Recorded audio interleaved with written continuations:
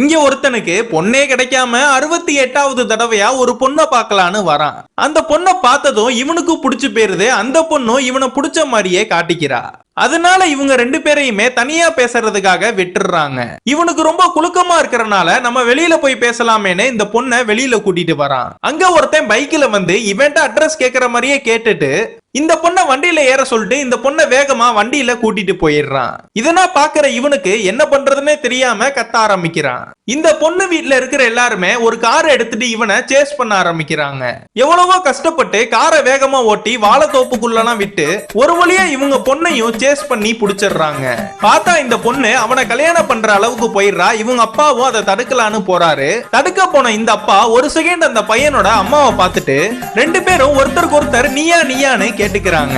என்னடான்னு பார்த்தா இவங்க ரெண்டு பேருமே சின்ன வயசுலயே லவ் பண்ணிருக்காங்க. இது மட்டும் இல்லாம இவரு அந்த அம்மாவோட பேரை தான் இவங்க பொண்ணுக்கு வச்சிருப்பாரு. அதே மாதிரி அந்த அம்மாவும் இவருடைய பேரை தான் அவங்க பையனுக்கு வச்சிருக்காங்க. நம்ம ரெண்டு பேரால தான் ஒன்னா சேர முடியல, நம்ம பிள்ளைங்களையாச்சும் ஒன்னா சேர்த்துருவோமேனு இந்த ரெண்டு பேரையும் சேர்த்து வச்சிடறாங்க.